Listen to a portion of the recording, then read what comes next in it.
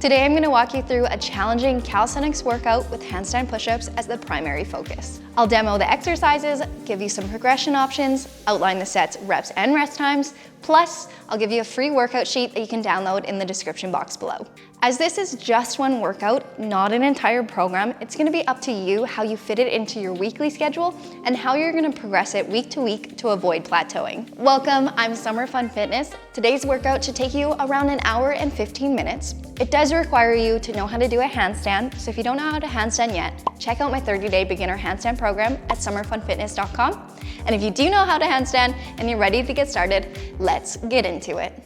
Before we begin, just do 5 minutes of cardio, gradually warming up your body and getting ready for your workout. Nothing too strenuous. You don't want to be out of breath by the end, you just want to be warm. Then we're going to go into lateral lunges, 10 either side.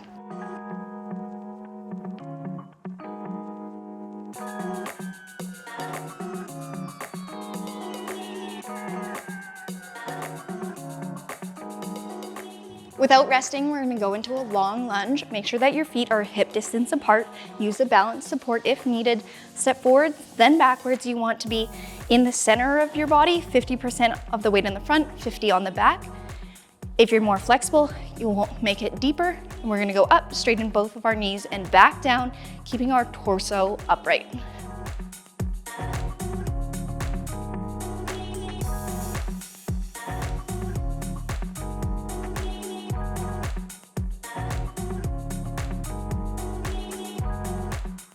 Quickly going into some dynamic arm circles before our shoulder drill.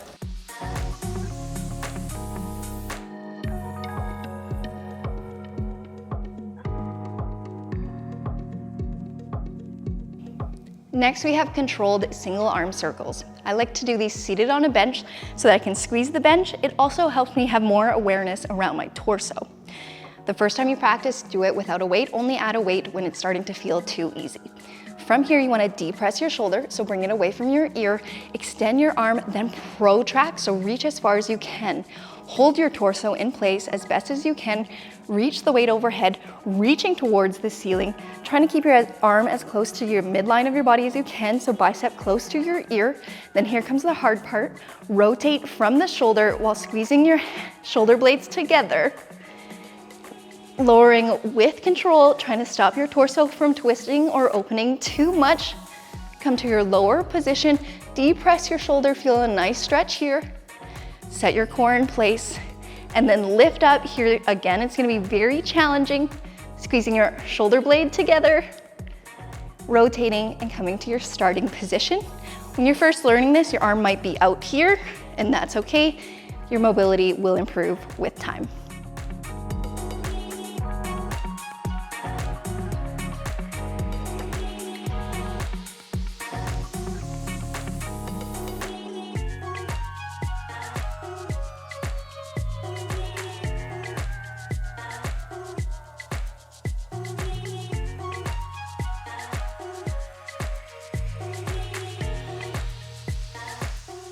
We're going to be doing a lot of handstands today, so it's very important to warm up your wrist. I'll show you 6 positions, do each one for 30 seconds straight for a total of 3 minutes.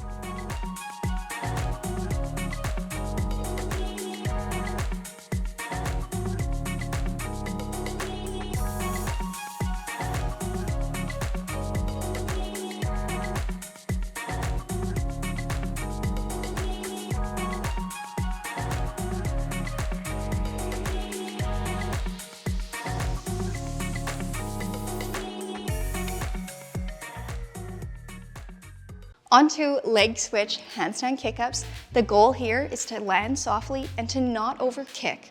It looks like this. We're gonna start in a lunge position, arms behind, kick up, switch, land softly, returning to our lunge position before going again.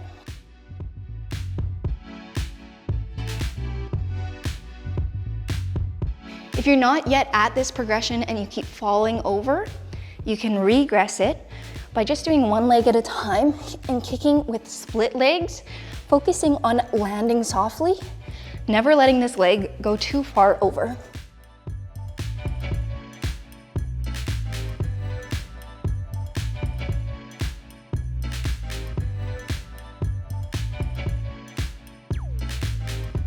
Now we're just going into some quick extended range of motion push-ups just to wake up the pecs before doing our first handstand push-up exercise.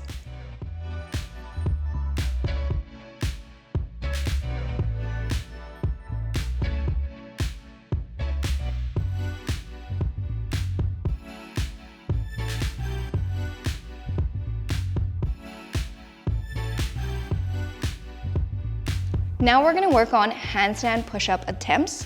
You can do these full range if you can already do a handstand push-up, or if you're new to it, you're just gonna do partial reps. I want you to do around 6 to 8 reps or maximum 15 minutes of work. This can be a challenging portion of the workout because there's so much balance involved. So I would like you to have some sort of time cap so that you have enough time to do the rest of your workout. For the handstand push-up, for the full progression, I like to use some chalk. I set my hands about the same width that I would have a regular push-up. And I make sure that when I go through the push-up, my elbow stays stacked on top of my wrist. It doesn't go to the side or too far back. So it can help to have a yoga block there to make sure that you have the proper alignment. I'm gonna kick up to a handstand, gripping the mat. I'm looking in between my hands. My elbow pits are facing each other. I'm gonna take a breath.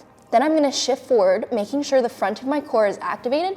I'm gonna wrap my elbows back, come down, and then breathe out as I push up, trying to lengthen my heels up towards the ceiling on top of me, returning to my handstand.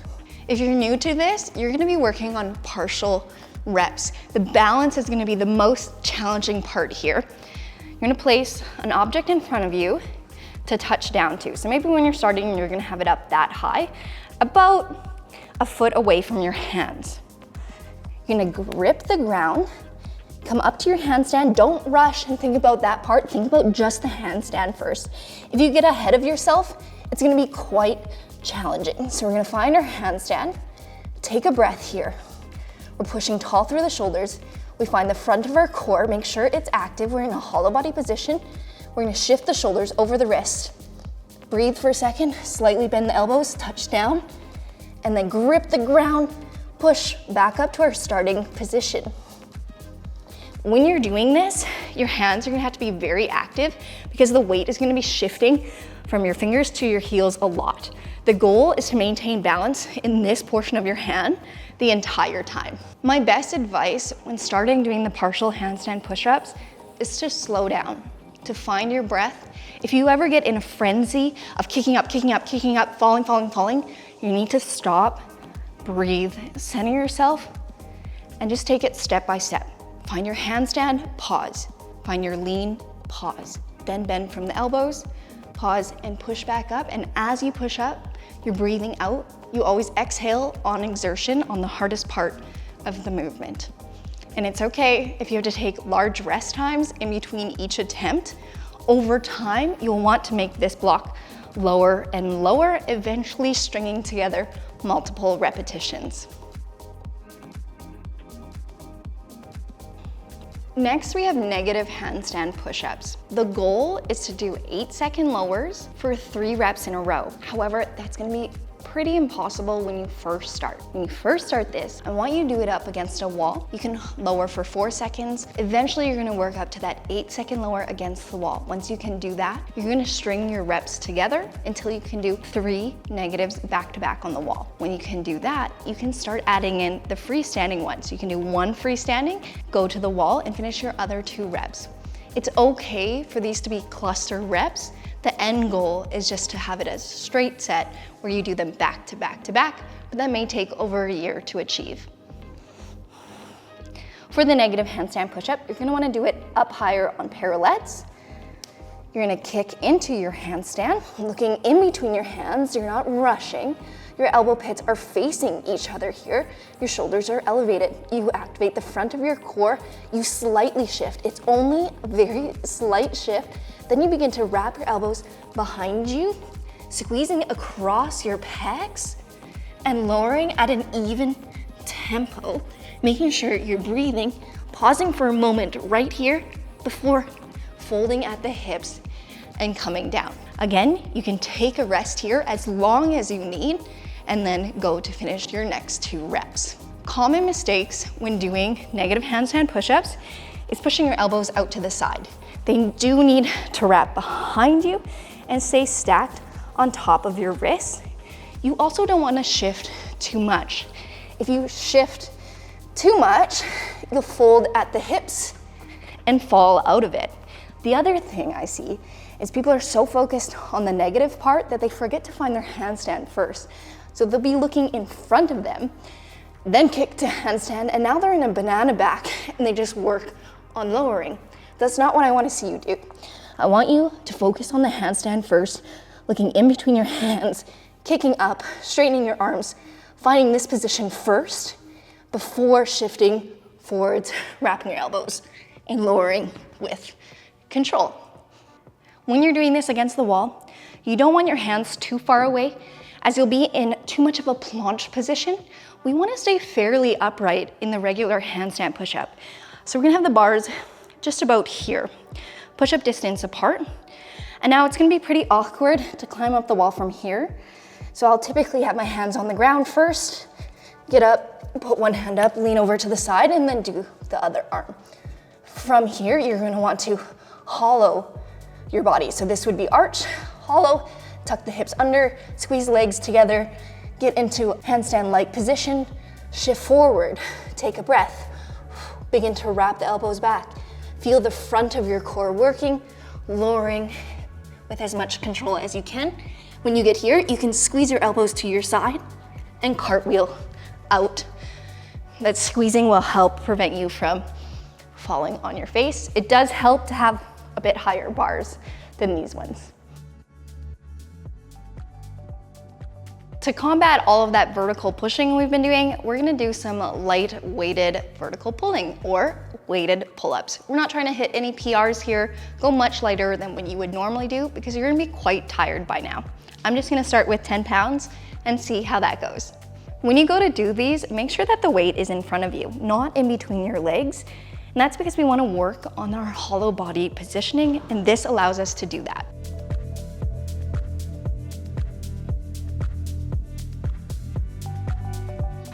I thought that 10 pounds was gonna be too light because I put it on and it felt too light, but it was good for 8 reps, going fairly quickly. As soon as you're done those, we're gonna go straight into dragon flag holds. I'm gonna do them on a bench right now. I do prefer to do them on the ground on dumbbells, but it's a much longer setup time. So I'm gonna grab the bench here. I'm gonna be doing full dragon flag holds, hollow body style, which looks like this. If that's too hard, you can just bring your legs in more and more, ending like this for your 20 seconds. I'm gonna go full flag.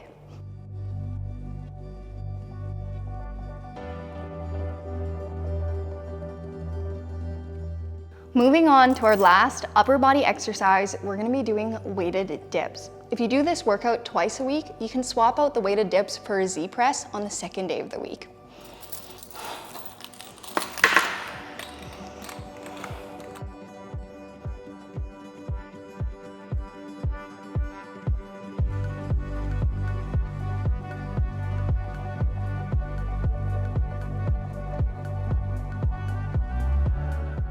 Now we're gonna catch our breath and begin to relax by working on our deep squats or our Asian squats, where you come down to this position. If your heels are off the ground, that's okay. You can use a bar support to help lengthen your spine and sit back.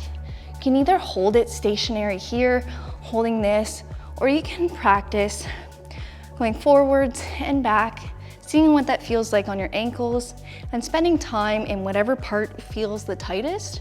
Sometimes I like to go really far forwards for my ankles, or sit really far back, pulling my shoulders down and feeling this stretch. You can even open up your legs more if you want, or you can try narrow if you're working on your pistol squats. Just play around in this position for 60+ seconds.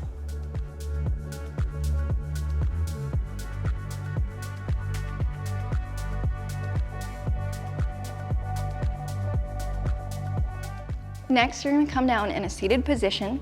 If you can't sit with your legs straight, then you're gonna have to sit on a yoga block. Bring one knee as close to your chest as you can. And then see how high you can lift this leg. You want your quad flexed so that your knee is locked and that toe is pointed. Then you're gonna set up a box at whatever height you can lift. For me, it's a little bit higher, but for demonstration's sake, we're gonna use this lower box. I'm gonna hold this leg and I'm gonna lift up from the hip flexor for 8 reps. The quad is flexed. And then switch to your other leg, flexing the quad, extending the knee, pointing the toe, sitting upright, and lifting from the hip flexor back down with control. I don't want it smacking down for 8 reps. It's normal to feel very shaky here.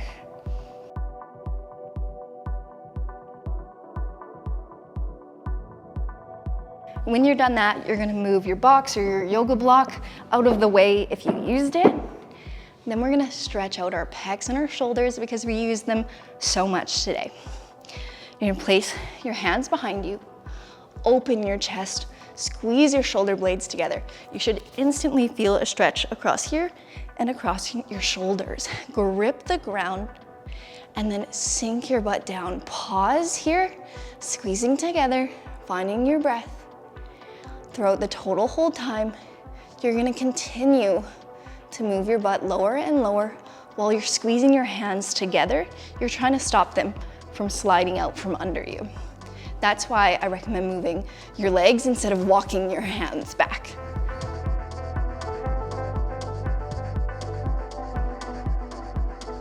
And when you're done, just sink to the ground.